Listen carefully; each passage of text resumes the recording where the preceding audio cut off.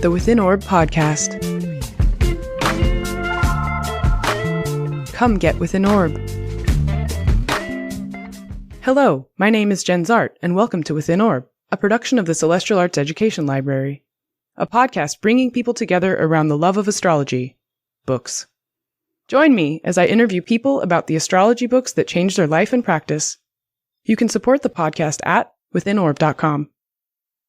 Welcome to another episode of Within Orb, and today I am hanging out with Bear Ryver, who I met before he became an award-winning astrologer in 2018. Welcome to the show, Bear. Thank you so much for having me, Jen. Really excited to be here. So, ironically, you're in Olympia with me, but we're not in the same building right now. It's true, but these buildings are so close we could almost touch. We could do a flashlight blinking thing, sort of sending signals across the graveyard, literally. So do one of those tin can phones, yeah. Through the graveyard. Yes. So welcome. So I love that we met in person in Seattle, and now we get to see each other quite frequently at CAELi. And what I have never asked you is, what was your first astrology book? My very first astrology book was Astrology, Psychology, and the Four Elements by one Stephen Arroyo. So this was my first astrology book, and I probably picked that up when I was about 15. So junior year of high school, super young. And it's possible that another Stephen Arroyo book, Karma, Astrology and Transformation, I either bought those at the same time or right within the first couple of purchases, probably the first month that I was really trying to dig into astrology. So you were already aware of astrology before you picked this up then? Yeah. How did that begin?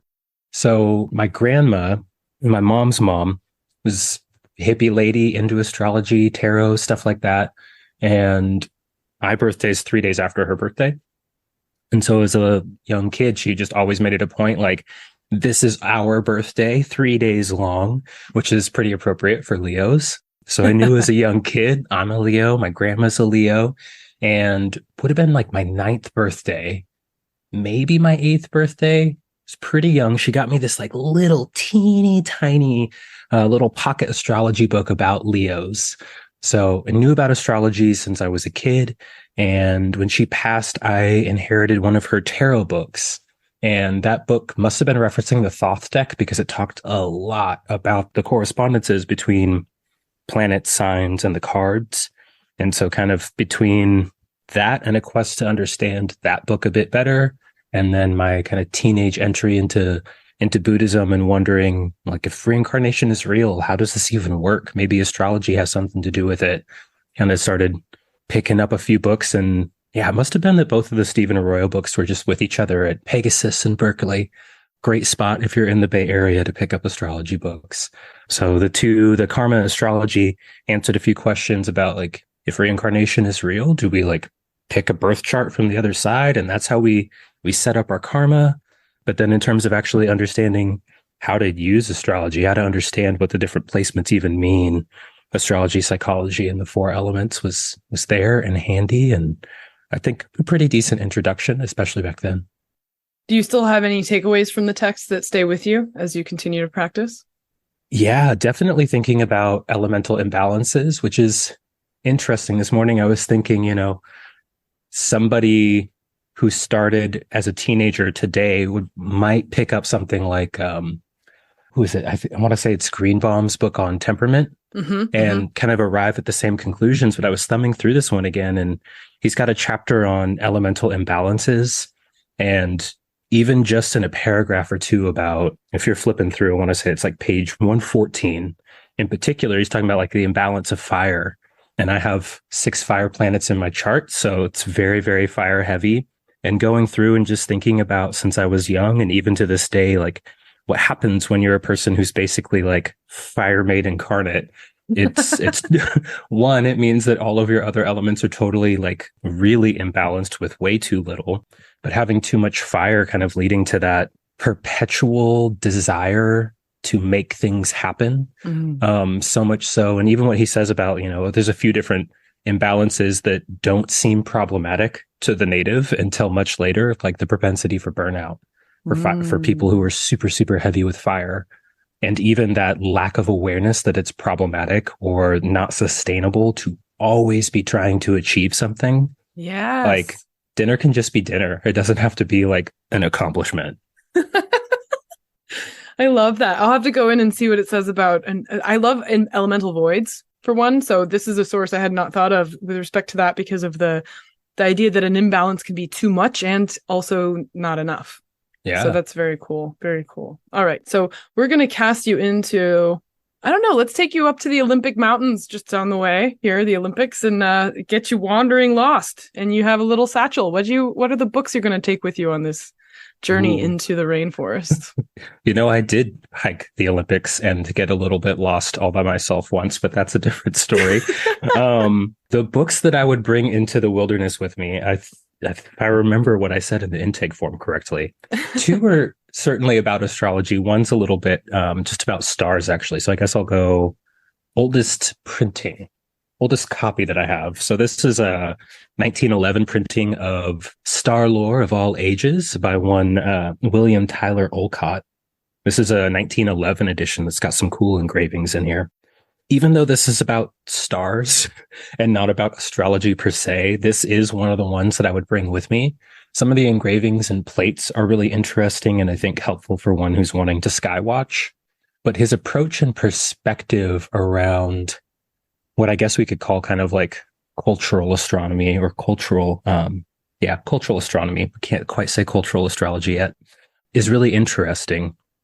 Looking at some of the stories around the fixed stars themselves and the images of the sky has really shifted the way that I think about astrology as a whole and kind of how the system works. And part of that has to do with my own ancestry. I think I've talked with you about it, and I've talked here and there publicly about my Alaskan Athabascan heritage and my people's understanding that when someone passes, they become an ancestor and they become literally a star in the sky. And so thinking about the stars as the celestial bodies of beings rather than just these bits of matter that happen to glow and emanate a lot of radiation, I think is really essential to understanding the why of astrology. There's a lot of great books on how. And so I love the Olcott and would bring that with me.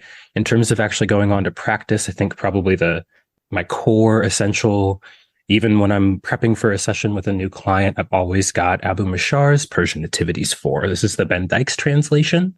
On the Revolutions of the Years of Nativities goes through all of the different timing techniques that Abu Mashar used and lays out how to systematically go through both the kind of like period systems. So those would be like your Fedaria distributions, as well as the annual systems like perfections, and even down to looking at transits, monthly revolutions, weekly revolutions, how to bring it down to the level of the day. So with this one in hand, you can attempt to recreate one of those kind of like epic tomes that you see in the Islamic or the Arabic tradition, where they've got somebody's entire life laid out, everything that will ever happen to them. Wow.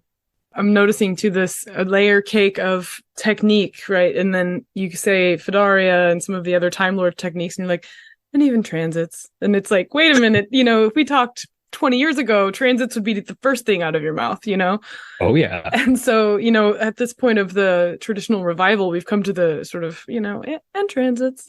Yeah. It's really interesting, especially being, I'm 36 and I did not happen to know about Project Hindsight when it began. So there might be some people my age or pretty close who have been steeped in the traditional revival for a long time, but circa the early aughts when I was starting out, I hadn't heard anything of it. And so the kind of books that you'd pick up would be about transits, planet and the sign, maybe some aspects, and that's it. And so the beginning of my practice, or my relationship with astrology, I should say, much before I started my professional practice, was a lot of trying to figure out how to do a lot of heavy lifting with only transits. And sometimes it's bang on. And going through Abu Mashar and reading and on the Years of the Revolutions, it becomes really clear that if you completely omit transits, you'll miss important moments. None of the techniques can do everything all by themselves. And that seems pretty obvious when you say it out loud. But yeah, it's really interesting to think about how different the way of approaching interpretation of charts and what really matters comes about. And I think the shift for me, and especially going into any of the Balkhi school, if anybody's also kind of following Dr. Alomi and his translation work, the Balkhi school is all Abu Mashar and the students that come after him in the lineage. And that system is set up in a way where you can integrate that with mundane revolutions. And so you'd be looking at, the Aries ingress charts, but you'd also be looking at the conjunctions of Jupiter and Saturn for us just a couple of years ago, but maybe, 20 years ago, to see how all those pieces fit together, because a transit to our natal chart is a very interesting moment and it will certainly have a certain feel. But even that transit, that configuration of stars in the sky may repeat, but it's not going to repeat exactly the same. It's not going to be nested in the same set of previous conjunctions, if that makes sense. Mm-hmm. Yeah, so that's even taking it to a wider level of layer cake to a certain extent, because it reaches back to what I had learned from Ptolemy of we have a sort of hierarchy of subordination, or there is a hierarchy, and we are subordinate to charts that are above us in that hierarchy, like the nation state or the head of state. And so you have this mundane level that, it explains why there can be a disaster. And it's like, but all of these people who were involved in the disaster, they have different charts, except that all of their charts are underneath the superseding chart of this higher order. And so these charts that Abu Mashar was working with was sort of saying like, okay, well, if we have Jupiter conjunct Saturn at 0 Aquarius, that's going to have an imprint on everything below it for the next 20 years. And so how you play a role in that specifically, like you kind of have to answer to that first. And is that what I'm hearing you say? Yeah. And even thinking about, Jupiter's transit through the sign of Taurus right now. Jupiter in Taurus is, maybe really, really farmy into the agrarian activities. But we could also think about that Jupiter as being a whole sign square to that last conjunction, and so maybe it's a story. This particular Jupiter is a story about the tangible nuts and bolts of what it looks like to build whatever the conjunction was about. But we could also think about it in terms of, this Jupiter in Taurus is really, really different than any of the Jupiter and Taurus transits that were happening during the age of Earth, the last 200-ish years of those Saturn-Jupiter conjunctions happening in an Earth sign. But you could take it all the way back to Neptune-Pluto. We're all living under the same Neptune-Pluto conjunction that last happened at the end of the 1800s, not that long before Olcott wrote his book, and there was only one prior to that. I want to say like 1398 or something like that, right about there. So we can look at these, our age of air happening during a set of Neptune-Pluto conjunctions that are also in air signs. But, to take it back to the level of the nativity, one of the things that I started thinking about probably not too long after we met, 2018, when I was going to all the WASA meetings up here, was this thought around generations in astrology. And in the ethers, there was a lot of talk about the animosity between boomers and millennials, and was really pondering what's up with that. And also, who are millennials? If you look at like Brookings Institute or any of these organizations that do a lot of polls or demographic work, you'll get really different answers. Maybe it's a 30-year generation, which doesn't make sense in terms of the timeline. Maybe it's a much shorter generation. Are those 80s babies, 90s babies?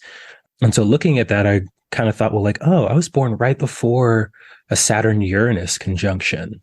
And the one prior to that was in the 40s. So I have the same cycle of Saturn-Uranus as boomers. Oh, interesting. But our Pluto's square. No wonder there's so much beef and tension and friction there versus slightly younger millennials, maybe.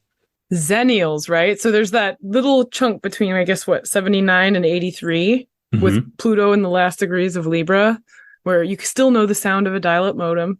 Yep. But you're not quite a full-blown millennial, and you're not quite Gen X. Yeah.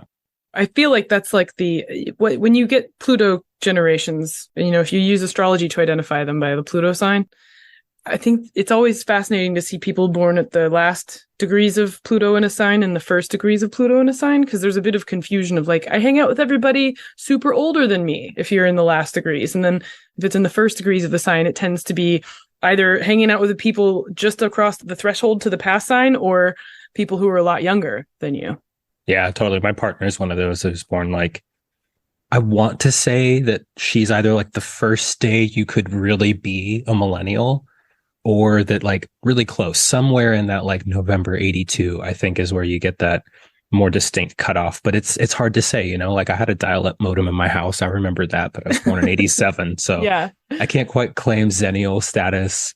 I think the mid millennials, the younger millennials, whatever we want to call them. I know some people like to talk about like I'm an ancient millennial for sure. I love that. You know, I got to run around outside. I remember most of high school had no such thing as social media, or Facebook didn't exist yet, or wasn't available to people who weren't, you know, Ivy League students at that point. And that creates such a different sort of feeling. But I think really considering the conjunctions as these foundational moments and the entire cycle as one entity rather than these like each phase as its own thing. And that's consistent with a book I didn't mention in the intake in our prep. Georgia Stathis wrote a book called Pushing Through Time that's about synodic cycles and their phases. I believe that work is quite consistent with kind of Abu Mashar's perspective and theory that each of those phases kind of bring in their own energy, but they're always referencing back to that conjunction. And if we think about the aspects in our chart as part of their cycles rather than as these things inside us, it's like, yeah, I have Saturn and Uranus co-present in the same sign, but I think it makes way more sense to think about I was born at the very, very end of the balsamic phase of that last cycle. And what does that mean? Because then it contextualizes things in the sense of like, oh, people with that energy are really about closing up the entire previous cycle. So of course there's this energy that's like, I'm going to do something totally different. Thanks for that. I reject it. I'm off to the new thing. Yeah. Robert Blaschke also writes about synodic cycles and points to looking at the Sabian symbol of the degree of the conjunction as a way of characterizing that entire synodic cycle.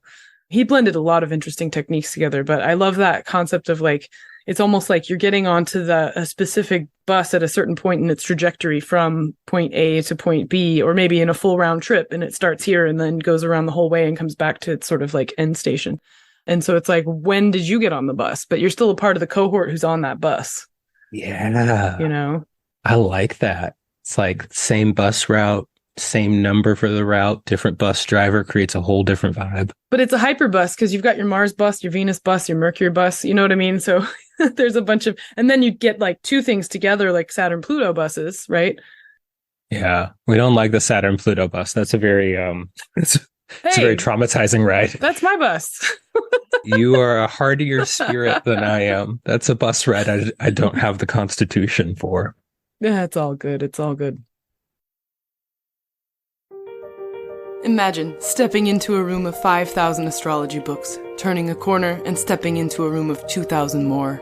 The Celestial Arts Education Library is every astrologer's dream, and it can be yours. I invite you to come support CAELi before you can visit physically.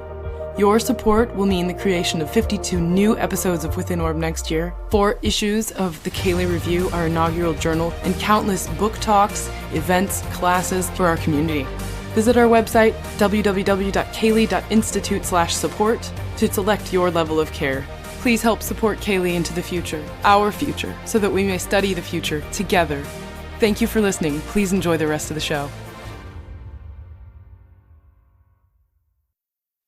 Okay, you asked me about 3 books. I told you about 2. The third book, and this one is quite new to me because it was published relatively recently, in Little Shams al-Ma'arif, published by One Reveler Press. Maybe you've heard of it. I absolutely love, especially after having learned a little bit about lunar mansions, but people who were translating into English from the Latin translations of the Arabic and then diving into a direct Arabic translation, as well as just some of the material that's included here that you don't see in kind of the shorter works that cover the lunar mansions, realizing how much, and this kind of parallels Olcott in some ways, the practice of astrology came about because people stood outside at night and they looked up at the sky and they saw what was close to what and how long it took to come back to that same place. And so thinking about the lunar mansions, less in the sense of perhaps a way that some people today are being exposed, like, oh, lunar mansions are a cool magical thing you can do when the moon's in these certain particular degrees. That's not what it's about. It's when the moon is inside of a certain image. And even looking in this history of the tradition, thinking about the difference between the concept of the moon being somewhere versus seeing the body of the full moon inside of an image. And then seeing how people were using that to relate and convey things about the weather really opens up the realization that if you go back far enough, and especially if you're doing visible sky astrology or observational astronomy, that the difference between doing that and a calendar system isn't that great. I think it's easy to forget as a contemporary practitioner of astrology that at the outset, people were trying to lay out maps for time, not so much describe somebody's personality based on a configuration in the sky that was largely abstract and today, very, very computational. We even think about the difference between the tropical zodiac and sidereal. Perhaps there's something there. Nobody lives long enough, and I don't think traditions even live long enough for us to map out when it's, 60 degrees different, 80 degrees different, when it's 270 different. But going through and realizing that every single culture developed some way of describing their map of time and their cycle of time based on what they could see, and the difference between how you navigate that, whether you're looking at the sun or whether you're looking at the moon. That's something I wouldn't want to miss. And I feel like if I was stuck in the Olympic Mountains forever and ever with no hope of rescue, that between these three books, I could kind of figure out how to start from scratch with where I was. As long as there's no cloud cover. As long as there's no cloud cover, which is not going to happen in Washington. Yeah. So, guest just on the show, J.M. Hamadi, he was one of the co-collaborators on this translation of Shams al-Ma'arif, which in English is called The Sun of Knowledge. And one thing I love about what they contributed in this translation, it hasn't appeared before in English, and he provides a travelogue of the lunar mansions and has shared that in a landscape of sand that is always shifting, where you have no landmark, like the actual landscape, then you have to rely on the skyscape to get oriented. And so the fixed stars and the moon allow you a sense of permanent orientation so that you can find your way, because you can't rely upon the earth to give you a sense of where to go. You have to look at the path of the moon, and you have to very deeply understand the moon and the fixed stars in order to navigate your way through this space, this territory. And that really had an impact on me, imagining what it would be like to have an environment that is not marked by any kind of literal landmark.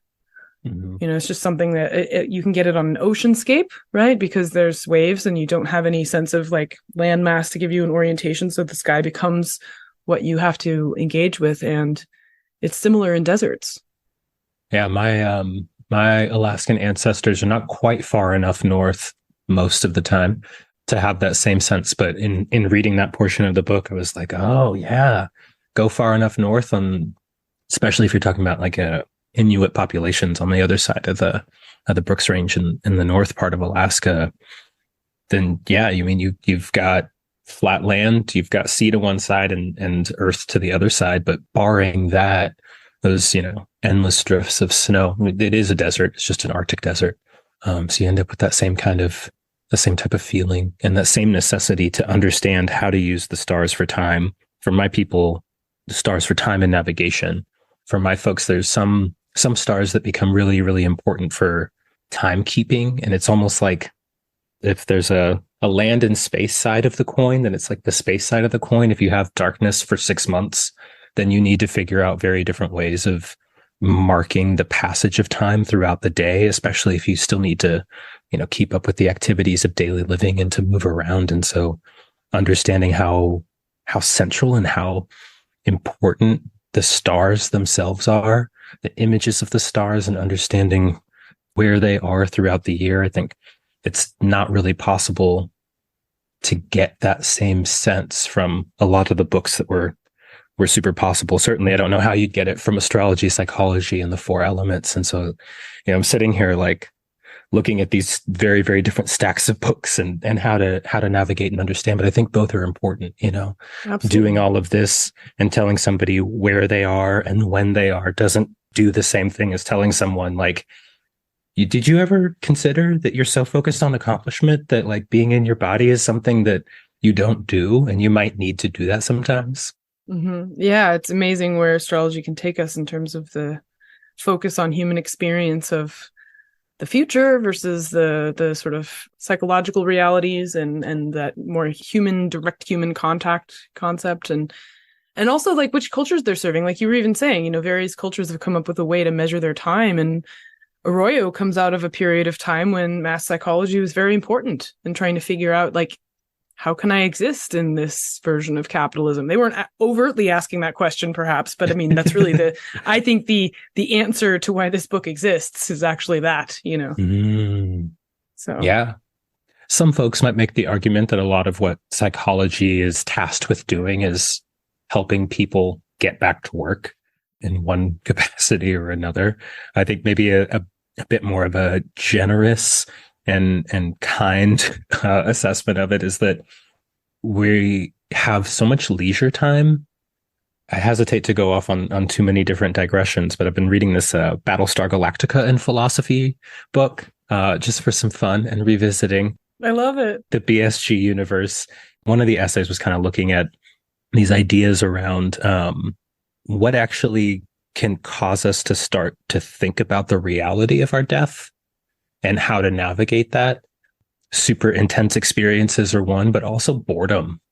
And enough boredom can do that. And if we think about how much time we have where we're not tasked with surviving in nature as animals, but how little of it is maybe filled up with what we might decide is meaningful and purpose-driven action, checking in at the job that you could take or leave. I think that does open up this space where we might be thinking a lot more than our ancestors did, even just, 150 years ago or something, about why am I here? What am I here for? Why is any of this happening? And what am I supposed to do with that information? And knowing that you're in the square of the Jupiter-Saturn cycle doesn't help you answer that question in the least bit. Yeah. And there's a luxury to sadness, actually, in terms of, people didn't always have the capacity to be sad because they were busy doing things to survive. And that wasn't something that they could dwell in. Yeah. But I think, too, various kinds of astrology arise culturally, answering the pressing needs of the time that they come out in, and so if you need to navigate, you've got more fixed stars in your astrology. And if you have a bunch of city lights at night, you get a different kind of astrology, Yeah. Ooh. That does make one wonder, how will astrology function another 100 years if they ever invent something brighter than an LED light, if the sky truly does become filled with so many satellite bodies that you can't distinguish a dim star from a satellite. Right. Or you're sitting around and you see a string of lights go across the sky and you realize, oh, it's Burning Man, and some mogul has sent up a bunch of like entertainment into space, and it's like, what's that there? And it just looks like this little, Yes. I woke up to one of those strings once and was just incoherent enough. And there was just a lack enough of things in the sky that I genuinely, for a full 10 seconds, was like, this is the alien invasion. This is the Here end. It comes. There's nothing that humans have made does that in the sky. And I was like, oh, that is something humans made. It's just in the space part of the sky. Yeah. Yes. Well, I mean, another thing that Lashka shared in one of his Earthwalk School books is the conjunction of Uranus North Node being predictive for the kinds of astrology that will come out. And so you can look at the conjunction from the Capricorn era being the Project Hindsight translations, and then you have successive conjunctions, and then the one that just happened was in Taurus. And I'm like, oh, everybody's going to get back together in person. We're going to get embodied. And you see it all the time now. Animist astrology, embodied astrology, looking at the sky again with your own eyes. Mm-hmm. So I think that's where we're heading in this 13-year phase. And then it'll be in Gemini, and we'll probably have some kind of AI driven, like truly cementing the AI engagement with astrology. I'm not one for the AI. It gives me the scared feelings, but Gemini makes me wonder about whether degree theory will get picked back up again or have a take off depending on how one feels about it. I still think everybody needs to come up with their own degree system. Like, just spend time feeling out each degree for yourself. Yeah. Yeah. As far as I know, there's about 15 different systems of degree symbolism that are printed. There needs to be like 16 more, 60 more. I could see that. I can't remember which traditional text I was reading when I came across a reference. It might have been Firmicus, actually. Firmicus, yeah, where he mentions the myriagenesis. He makes this mention that, like, I'm not going to go into each of the minutes because that's already been written about in the myriagenesis. And apparently there was once a book where somebody went through every single minute of every single sign on the ascendant and what that means. You know who's going to do that in our lifetime, and Cam maybe Cassidy. Even when it's the yes, I was going to say it's Cam Cassidy, who, if you were watching the video, has created a poster behind Bear's head of literally all of the syncretic ways the traditional astrologers looked at the chart, including fixed stars. Yeah, those little spokes are there. So, wow, yes. Well, Bear, if you were going to be kicking off someone else's love of astrology, which books would you turn them on to? A couple different ones, and those are the ones I didn't grab close at hand. So I think I mentioned Demetra's ancient astrology books. I think for somebody who is really nerdy, likes to know the history, and likes homework and workbooks, it's just phenomenal and covers so much of the breadth of the ancient tradition, but in a way that's approachable if you're really just starting from the very beginning. I think if somebody's like, I've heard of astrology, but I don't know anything about it. Are there stars or planets in that? I might direct him to Born This Way by Chani Nicholas. It's much shorter. Also has a bit of that workbook element, but really just focuses on sun, moon, rising. So I think if somebody's heard of astrology, doesn't know anything about it, and would like to know a bit about why, that's a good place to go. I can't remember what I said in the prep sheet. You did also list the Blue Book, which is one of my personal faves, which is the On the Heavenly Spheres by Helena Avelar and Luis Ribeiro. Yes. I think that one's also a really excellent one. Not quite as in-depth on any particular topic as ancient astrology, but will get you a lot of ground and a lot of good places to go. And then I guess anybody who's trying to do a really deep dive isn't really a beginner. They're like an intermediate who's a beginner at like the deep stuff. But again, Abu Mashar, again, Ben Dykes translation, great introduction, fantastic work. And if you're going to go super ham on the Green Bible, as I call it, then it is pretty necessary to have the great introduction on the other side, because there's a few points where you're like, okay, you said that you talked about this before somewhere else, and you look at the footnote and you're like, in the great introduction, let me go flip over there. So you'll need just a bunch of book stands so you can be like looking at all of them. Nice. Yeah, I even like set up a second desk so I can have my prep area and then my little stacks of books.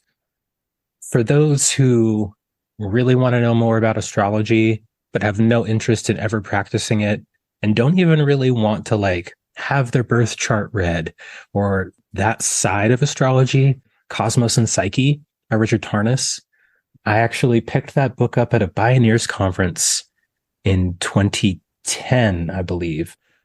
I heard him speaking, thought he was talking about like anthropology, or I don't know what I thought he was talking about. I did not pick up that he was talking about astrology, grabbed the book, and probably like many people made it through like 100 pages before I was like, why does he keep talking about these planets? What is going on? This book's about astrology.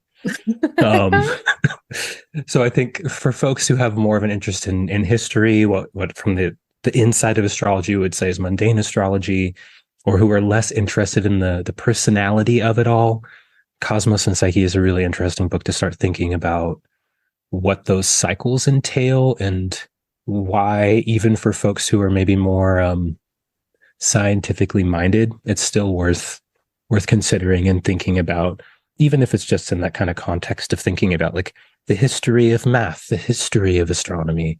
That is one of the things that people have done with their observations of the skies for a really long time. Awesome.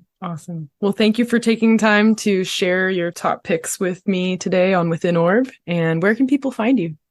People can find me on my website. It's just my name, Bear Ryver, river with a Y.com. You can also find me somewhat on social media to the extent that it still really exists and functions today. The handle's the same, just my name. You may see me on Instagram. Good stuff. Okay. Yes. Thank you for having me. It has been a pleasure to talk about these books and also the other places this conversation has gone, and a really great impetus for strolling down memory lane with my first astrology book. Thank you so much, Bear. Thank you for listening to Within Orb. To learn more about the Celestial Arts Education Library, or to become a member, visit our website at CAELi.institute. That's www.caeli.institute. If you enjoyed this episode, please help spread the word. Follow or subscribe to Within Orb in your podcatcher of choice, rate it 5 stars, or write us a happy review. This helps others find the show. We also want to give a big thanks to the indie band The E-Block for contributing their song Wake Up for our intro and outro music. You can find them at their website, eblockband.com. This is Jenn Zahrt, signing off for now. See you next time.